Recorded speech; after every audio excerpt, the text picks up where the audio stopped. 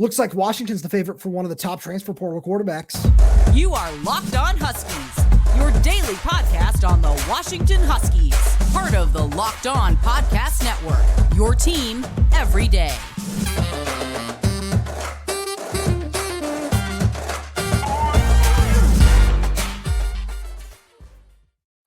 Welcome back into another edition of the Locked On Huskies podcast. I'm Roman Tomashoff. That's Ben Glassmire of RPM Data. He's joining us today. Unfortunately, Lars Hansen was having a bit of a technical issue. So Ben is stepping in, and we appreciate him. We love him. He's smart. He's a genius. He loves being here and grinding that tape and watching football. So we're very, very glad to have him here. Thank you for making this your first watch or first listen of the day. And just a reminder to everybody that this episode is brought to you by Game Time. Download the Game Time app, create an account, and use code LOCKEDONCollege for $20 off your first purchase. Ben, you and I were just chatting before the show here about Will Rogers, the Mississippi State quarterback who has gotten some crystal balls to Washington. Looks like the Huskies are heavy favorites right now to land his services out of the transfer portal. I think that he's a really exciting ad, but I'd love to know just what some of your initial thoughts on him are. Yeah, no, I think you and I have kind of talked about quarterback transfers being a possibility for a while. I think I brought up some more like high profile guys, and you kind of talked me down off those and saying like, hey, we're probably going to go for someone not Cam Ward, not Dante Moore, not that kind of level of guy. Like obviously it was. Hey, I said Cam Ward was in the mix. That's true. You did say Cam Ward was in the mix. Yeah, but you kind of like talked me down off those, like saying, hey, they're maybe going to take somebody else. And I think this like kind of fits what you were talking about. I mean, you look at Will Rogers, he has like what? I'm looking at his stats right now, 12,000 career passing yards and 1,800 career attempts. Like this guy is well traveled. Right. He has a ton of experience. So if you're getting a guy who's going to kind of round out the room, I think this is probably the best option that was available. He's not probably didn't cost like a ton for them to go out and get. And it seems like it's going to happen. It's not like finalized or anything, but it seems like it's going to happen. So I feel like getting that really like, that veteran presence who is productive in the SEC, was probably seems like friends with Dylan Johnson based on his tweets today. So I think getting a guy like that is pretty good if they truly believe in what they have, that they don't think that they need to go out and get one of the big fish. So I agree with you. And I think that this is one of the things where it's not just about like saying, oh, we need to go get a Cam Ward, or this coaching staff saying, oh, we need to go get a Dante Moore or an Aiden Childs or somebody like that, because I really think that, and this is something you and I have talked about off the record a lot, where it kind of almost feels like it's a 1-year bridge thing to get to Austin Mack, where we should say that Will Rogers does have 2 years of eligibility remaining, with one of them being due to the COVID year in 2020, but in all likelihood, he's only going to use one. So I would assume that would be a thing where, and it's not even like he's guaranteed to be the starter. He could come in here and Austin Mack could just make the leap, or let's say Will Haskell just is really impressive, or Dylan Morris decides to come back for his final year of eligibility instead of joining the staff as a grad assistant, which seem to be his two options at the moment. But no matter what, it's going to be a really, really interesting battle to watch, especially throughout spring football, where I don't know if we're going to get a winner by the end of spring football between most of these guys. And I know we're kind of talking like the Will Rogers thing is set in stone. And in this hypothetical world of our podcast day, we're going to say that it is. So I think that would be a really interesting battle to watch, and something where I was really impressed with what I saw from Austin Mack in fall camp, where even as just a 17-year-old, he looked like he was reading the defense really well, seemed to really grab Ryan Grubb's attention. And it's something where he was asked to step up and lead the second string offense for a while and did a really, really good job doing that. And I felt like watching him do that was, I just kind of thought to myself, this is why he reclassified. Because he wanted to do this where he could learn under Mike Penix, still learn from Dylan Morris and everybody else that's in the room too, but really just kind of watch what makes Michael Penix so good at what he does, and then just kind of, soak it all in this year and then compete for the job next year. And even if he doesn't win the job next year, I don't know if he's necessarily somebody I'd be super worried about just kind of entering the transfer portal and looking to go somewhere else and start, because he's still only going to be 18 years old next year during the season. So it's just kind of like he would still be a true freshman next year. Yeah, I think that was kind of what I was going to say, is like, you think like, oh, it's his second year of college, but then you remember like he reclassified. So he's really only the age of someone who will be a freshman next year. Like that, he would have been a freshman next year anyway. So it's not like a panic button for me where you bring in Will Rogers and say he doesn't win, say Austin Mack doesn't end up winning the job and Will Rogers wins the job, or Dylan Morris wins the job, whatever it is. If that happens, I don't think it's like a panic mode. Oh my gosh, Austin Mack's not ready. He wasn't able to win the job. Da da da da da. I think it's okay. Will Rogers is the veteran. We know what we can get from him. Austin Mack isn't quite ready yet. We don't think he think he can take the reins to the offense and be the leader yet. So we're going to turn to a guy like Will Rogers, who we know what he is basically. So I think when you have that, like you set the floor, you have your floor, and then Austin Mack is ideally your ceiling. So when you set that floor with Will Rogers, that kind of gives you that comfort going into the spring that, hey, we have a guy we know could take the reins if Austin Mack doesn't, come out and win the job convincingly or, win the job, whatever it is. So I agree with you there. And then the other thing that I think we should mention, especially when you look at kind of the floor and ceiling that you talk about there, somebody else that you could consider in that conversation is Will Haskell. Because I don't think they would have just necessarily taken him, especially knowing the coaching staff would have taken him, knowing he has to sit out this season without kind of saying, yeah, we think that he is going to have an opportunity to win the job in 2024. And he's a little bit more mobile than all the other guys in the room. So that I feel like that's just an extra factor to consider here, where and even, the majority of media members haven't really got to see a lot of him because he's had to sit out, where he's only really done work on the scout team so far, which is fine. There's no knocking there. And that's due to his eligibility status in terms of transferring twice.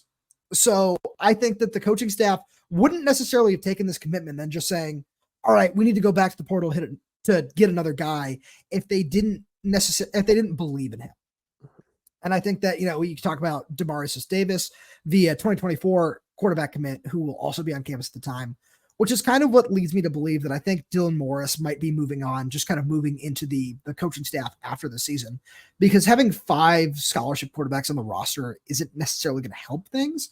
And I don't think that they're going to push anybody off at this moment. So I'm just really interested to see how all of that is going to play out here moving forward. Yeah, no, for sure. I think getting 5, like, you said, 5 scholarship quarterbacks, that takes away from somewhere else, whatever it is. It's not, nobody's benefiting from having that many quarterbacks on the roster. And you feel like if they are committed to, if this seems like it's where it's going with Will Rogers, they kind of know what their scenario is, what they're looking at for next year. So that, opens someone up. They want to get a little bit of a different feel in the room if Dylan Morris is truly moving on from the room. If that's what ends up happening, you kind of get bringing back in that veteran guy who can be there. If I don't know what if they think he thinks he's going to come in as a starter, what that's going to look like. I think it's going to be super interesting to watch it play out, because I feel like they have a bunch of different flavors now, like kind of rolling around in the quarterback room. So whoever ends up winning it, I trust the coaching staff. I'm not the biggest, we talked about it. I'm not the biggest Will Rogers fan ever. But I trust the coaching staff. I wasn't the biggest Michael Penix fan either when he came in, and look what he's done. So I'm trusting this coaching staff on identifying the guys that they think best fit their system and can come in and compete for the job. Hand up, you were wrong about Michael Penix. I will 100%. I am so glad that I was wrong. Hey, I respect it.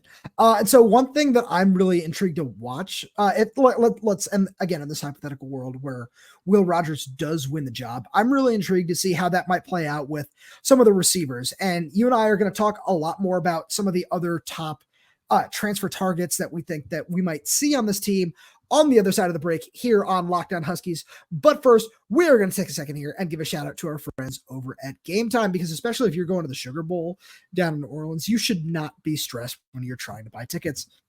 And Game Time is the fast and easy way to buy tickets for all the sports, music, comedy, and theater events near you, with killer last-minute deals, all-in prices, views from your seat, and their best price guarantee. Game Time takes the guesswork out of buying tickets. Some of the coolest things about Game Time are the last-minute tickets, the flash deals, the zone deals. There's so many different kinds of deals on Game Time, and you get views from every single seat in the venue. Game Time is the only ticketing app that gives you complete peace of mind with your purchase. So there are all-in prices that show your total upfront, so you know you're getting a great deal without any hidden fees. And you can buy tickets in seconds with just 2 taps. Take the guesswork out of buying tickets with Game Time. Download the Game Time app, create an account, and use code LOCKDOWNCollege for $20 off your first purchase. Terms apply. Again, create an account and redeem code LOCKEDONCOLLEGE for $20 off. Download Game Time today. Last minute tickets, lowest prices guaranteed. All right, Ben. Where do you want to start here? Because we were kind of going through some of these names. Do you want to go offense to defense here, or we can start on the offensive side? Start with some of these guys. Let's go offense to defense. All right. So let's just start right next to the quarterback. Let's start at running back. Thoughts on potentially trying to find a way for the Husky coaching staff finding a way to get Boise State running back Ashton Jeanty onto this team. Yeah, I'm very intrigued by this. I love Ashton Jeanty. I have been in on him since last year. He was the backup to George Halani, who was kind of their hurt this year and kind of allowed Jeanty to explode into what he is this year.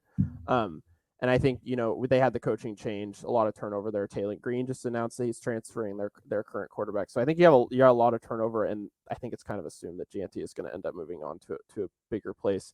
I think the biggest problem for Washington in getting him is that everybody else wants him too. I think it was rumored that Georgia, Alabama, Oregon, I don't even remember some of the other names, but almost every big program that you look at wants this dude. Like he is an ideal fit for a modern offense, and he's an ideal fit for what Washington seems to want from their running backs. He is a tremendous pass catcher. We saw that when Boise State played Washington. That's the biggest way that he beat them, and he's also insanely quick. He is so explosive. He's one of my favorite players to watch because you just feel like he can break it at any time, and he did that this year. So I would love to get a guy like that. I think it's going to be a little bit challenging with how many other teams are also interested in getting him. Him and potentially, Damian Martinez, if he enters the portal, are probably going to be the top prizes in the running back department. So I think, do they get a guy like that? I don't know. Would I love to see what Kalen DeBoer and Ryan Grubb could do with a guy like that? Yeah, because I think they could do some special stuff with him. I couldn't agree with you more. And then that's kind of a thing where you're probably taking a guy who's going to split time with Cameron Davis anyway. So that's kind of I feel like Ashton Jeanty would fill that role really well.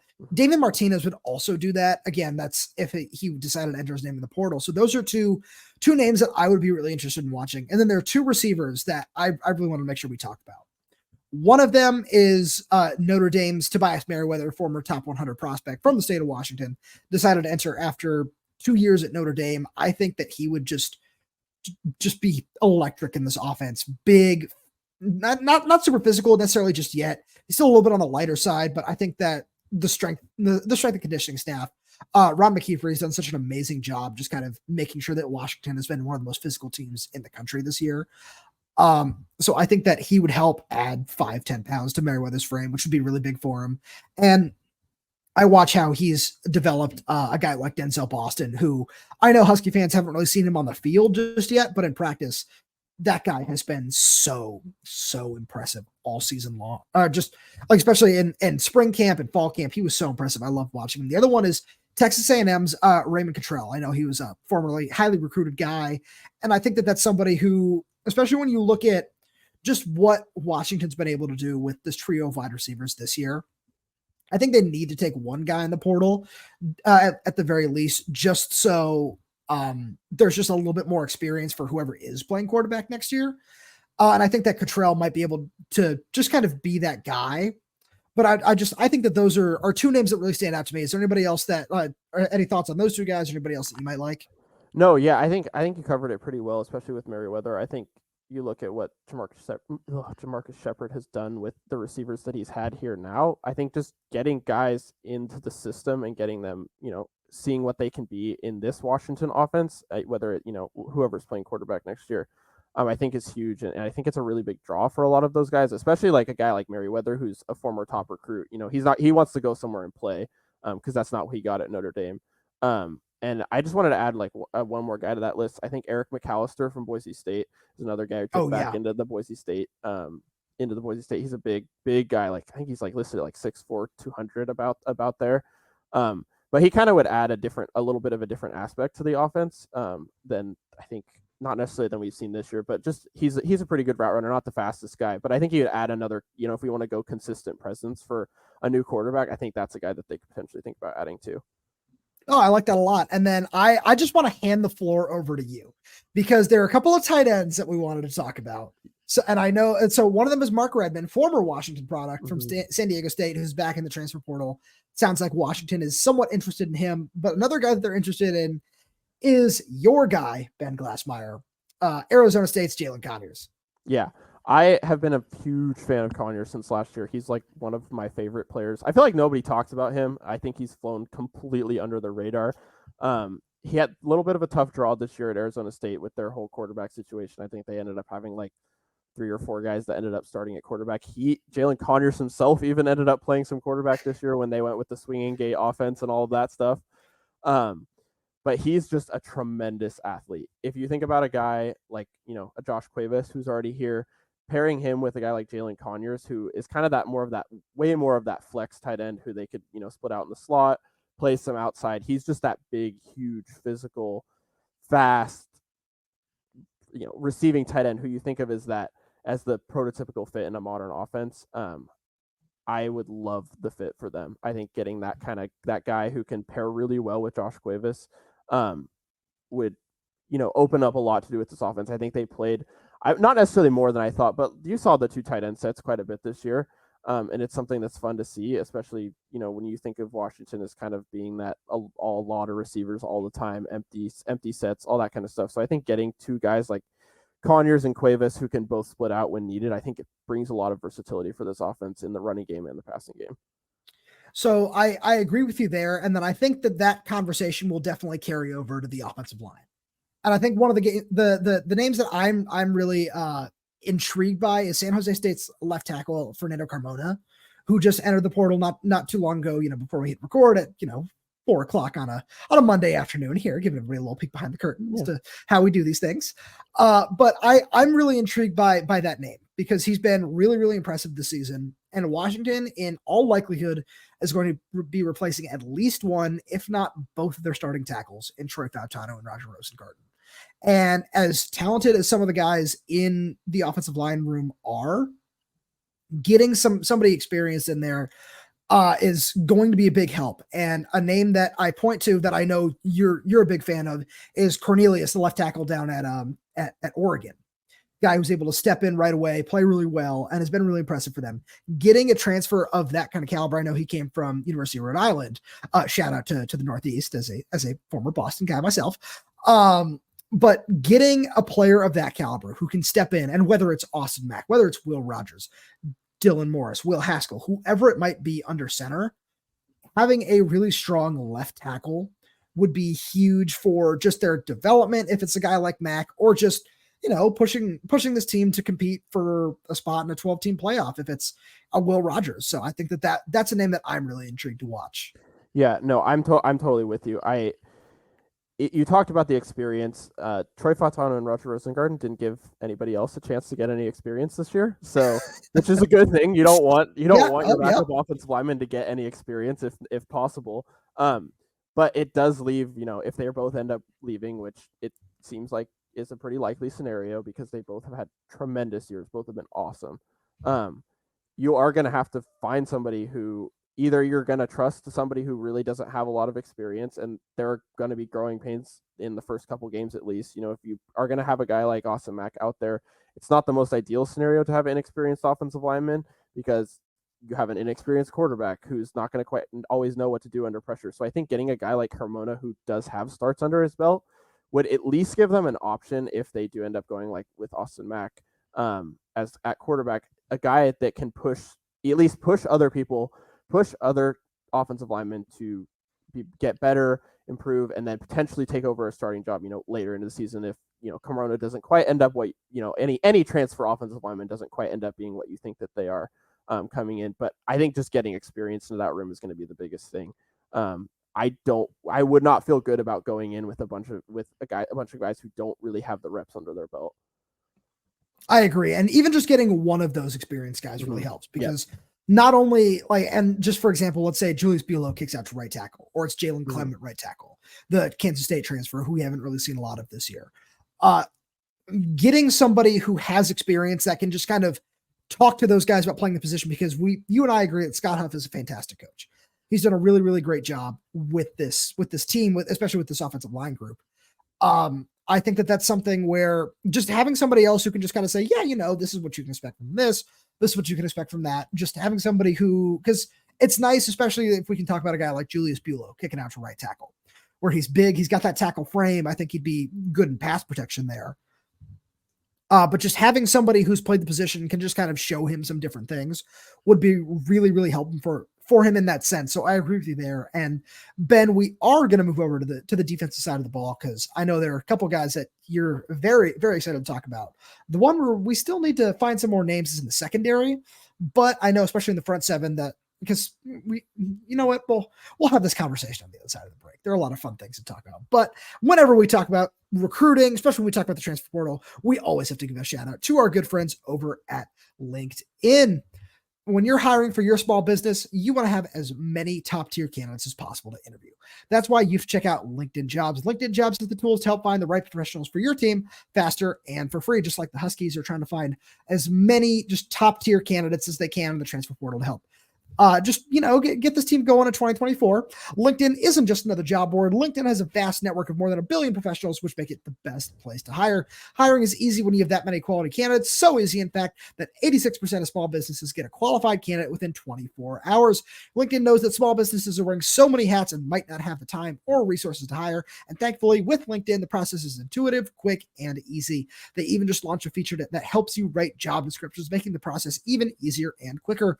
Post your job for free at linkedin.com/LockedOnCollege. That's linkedin.com/LockedOnCollege to post your job for free. Terms and conditions apply.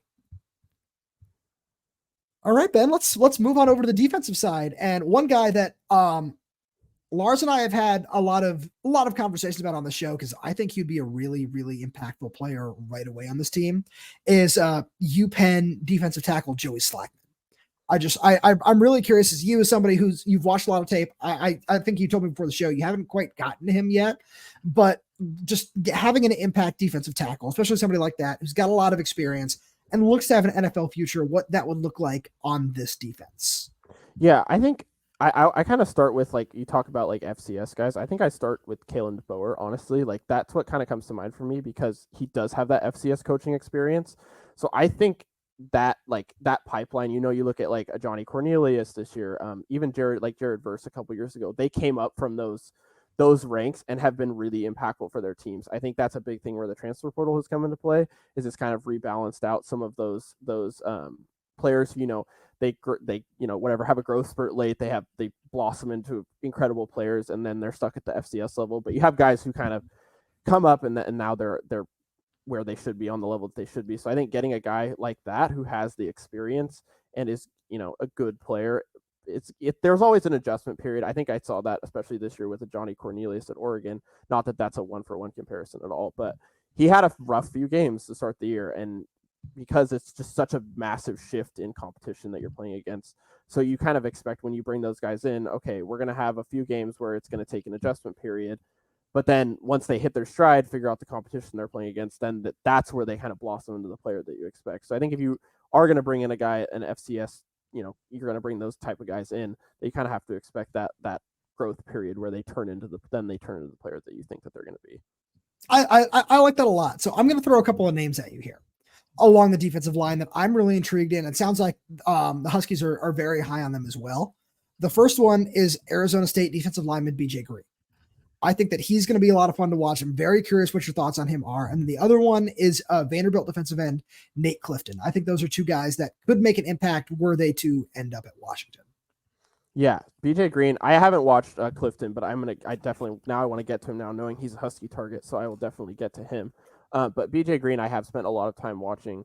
I really like the player. He plays nasty. Like, he is a nasty player to play against. He doesn't play like you would expect him to. He's a probably sub 6'1", 270, 280 defensive tackle. Not the guy that you would expect to play inside. Arizona State kind of flexes him in and out. He does a lot of different things, did a lot of different things for them, but he's just so quick at that size. Like obviously you expect him to be quick, but he's really fast, and it's not what you expect from an interior guy, a guy who's primarily played interior for most of his career. So I think getting that guy in there gives you another flavor. I've kind of talked about that. Like just get another guy into the defensive line room who can do a couple different things for you in case somebody ends up going down. I don't think BJ Green comes in as like a starter necessarily at Washington, but he could be a really good depth piece somewhere. But yeah, he's like just kind of a weird player that I feel like most people don't talk about. But he was pretty productive this year. I think he ended up with about 6.5 sacks, about something in that realm. So he was productive on a bad Arizona State team. So I like your thought process there, and especially when you talk about a guy who can be a little bit of a tweener, because I feel like we see so many of those with this coaching staff, where we can look at, Voit Tanufi, what they've been able to do with him. We can talk about Jacob Lane, the true freshman who's played inside and outside. I know one person who I've talked to a lot about being used on both the interior and exterior of the defensive line is 2024 commit Keona Wilhite, who said that he's talked to edge rushers coach Eric Schmidt, who said that he's probably going to have a role for him at both positions. And I feel like that's something where we might even see that with a guy like Nate Clifton. And I'll give all the everydayers here a very quick rundown of him. He's going to be a grad transfer here. He's 6'5", 280 pounds, and just quick stats from this season: 30 tackles, 5.5 sacks, and an interception.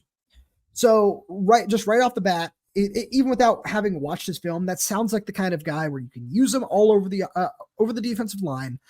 You can use him on the edge against the run, maybe kick him inside against the pass, and just have a little bit more of just have an extra veteran presence up there. Because Washington is going to be losing all 4 starters along the defensive line.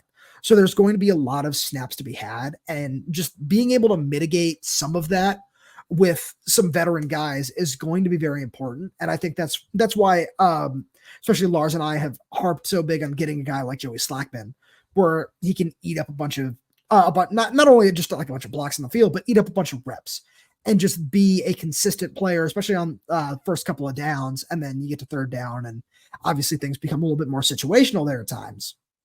But I'm very intrigued to see that. And then somebody else I really want to talk to you about is a UC Davis linebacker, Teddy Buchanan, because I think that he would be a really, really good fit for this team. And especially we talk about Edefuan Ulofoshio and Raylan Goforth are both going to be gone next season. Devin Bryant and Jordan Whitney are both exciting players that are true freshmen. And then Kamori House is another exciting inside linebacker prospect in the 2024 class.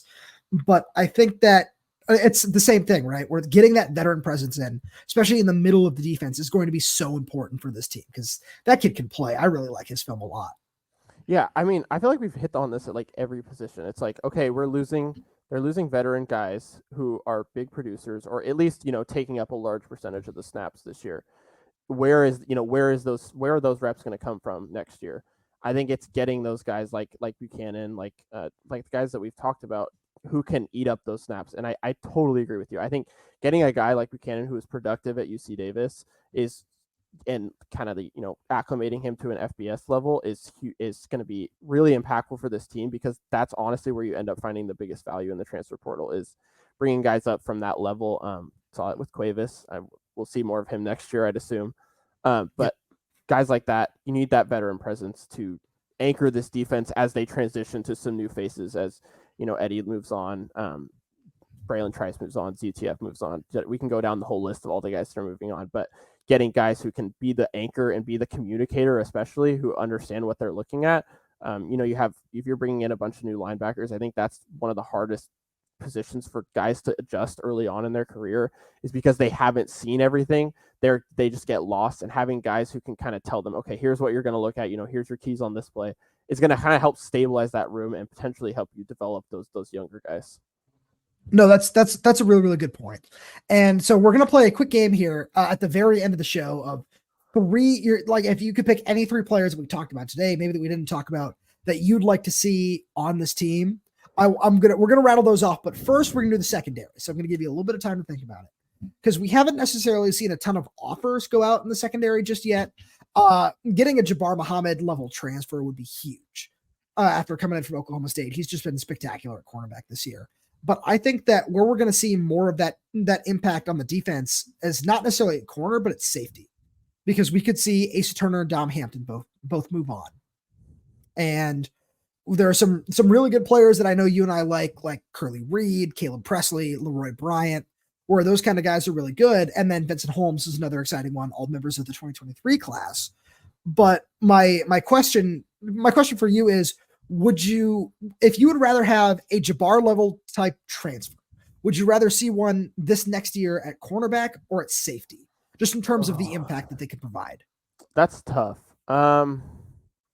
Honestly, I think corner. I think you look at where we're going in, with the Big Ten. I think you're going to have to face. I just think about Ohio State. Honestly, like that's the first thing that comes to my mind. They always have guys, and they will have guys at corner. They're going to have, or at receiver. They're going to have Cornell Tate, Brandon Innes. Like they're going to have dudes who can play. So I think you have a guy like Jabbar who you can at least trust to be on an island while you got to help somebody else. You got to help somebody else like this year. You've had the other guys on the other side of Jabbar who need the help on that side against somebody else. I think having that like security blanket for your coaching staff, like knowing, okay, I have a guy who I completely trust out there. I know that they're going to do what they need to do on their side of the field, lock down their guy. I think that's extremely impactful for this offense or for this defense rather than getting a really good safety. While that would be great, because I would love to have, better safety play overall, I would rather have a guy I can trust out on the outside. If, I do think Devon Banks is that guy, like can be that guy. I think he was that guy before he ended up getting hurt this year. So if he can come back at full strength right away, then maybe this conversation become moot because you already have that guy. You don't need to worry about that anymore. But on the chance, he's still recovering, he may not come back full speed right away, whatever the case may be, I would rather have that guy locked in to start the season and then kind of go from there. Okay. No, I see where you come from there. And I think that's a really good point. So now it's time for our game of three, and it can be position does not matter here. Just any three players. And I'll give you the three that I've got, and I'm going to give you 10 seconds as to why. Okay. I'm going to exclude quarterback from mine. Yeah. So I'm going to start with Ashton Jeanty at running back because him and Cameron Davis would just be an electric pair in the backfield. And Washington especially with, where there are going to be some questions at receiver, not in terms of the talent, but just in terms of, all right, we haven't seen these guys with a huge workload just yet. What's that going to look like? So I think that having two reliable running backs could do a whole lot to take the load off of those guys. Number 2, Tobias Merriweather. Tobias Merriweather's frame and upside with Jamarcus Shepard makes him a top 50 pick, in my opinion. If he can reach his full potential, he is a top 50 pick at his floor because he just has that level of upside. And number 3, I'm going to go with Joey Slackman, the defensive tackle from Penn, because getting somebody in the middle that I know we just talked about it, that can eat some of those snaps and just be a productive player in the middle is huge and would go such a long way for this defense in what can almost be considered a transition year along the defensive front. Oh, my 3 now. Ooh, this is tough for me, honestly. I feel like, where I'm at, I feel like I almost want to pick 3 defensive guys, but I haven't seen the guys enter the portal yet that I'm like, we have to go out and get that guy. Like Buchanan. So if you think that there's somebody you might think can enter the portal, whether it be from rumors or just somebody you'd like to see, feel free to throw that name out there. That'd be fun. Okay. I'm trying to think if there's anybody that I'm like thrilled about that's entered the portal or like rumored. I don't think there's anybody I'm like super pumped about yet. Honestly, my defensive guy is gonna be PJ Green. I think that's got to be the guy that I'm pumped about him. I would love to see a guy like that who can eat up the snaps on the defensive line, like we talked about, and be that positionless guy that we've talked. You covered it. We talked about it. They really like those guys who can play both inside and outside. So I think getting that guy on that defense would be great. He's not necessarily. I think if you ask me in like a couple months if that's my defensive guy that I would want to get, I'd probably get. There's probably going to be somebody else in the portal that I'd rather have. But for now, I think that's definitely my number one on defense. Offense, I'm going to just go. I don't want to talk about Janty again because you already got him. I'm going to say Damian Martinez would be my guy that I'd want. I think Damian Martinez is like potentially could be RB1 in next year's draft. So getting him in this offense with Cam Davis, while they're a little bit similar, like it's not necessarily where you have Janty, who's like this insane pass catcher. Obviously, Cam Davis is awesome, so I'm not really worried about that either. I just think Gianti fits the offense maybe a little better, but Damian Martinez, I think, might be the better player overall. Just like that bruising, physical, super quick for his size. Like, I would love to have that kind of that tone setter in the running back. I don't love that term, but I love that to have that in the backfield. And then lastly, I almost want to cheat and say quarterback, even though we already talked about Will Rogers. You can go quarterback if you want to. Can I cheat and go quarterback? Please. All right. I got to say Cam Ward. I want to see what would happen from him coming from WSU up to Washington. I think that guy is so good. I think this is the staff. Like, if you look at any staff that could develop Cam Ward, I think this is the staff that could do it.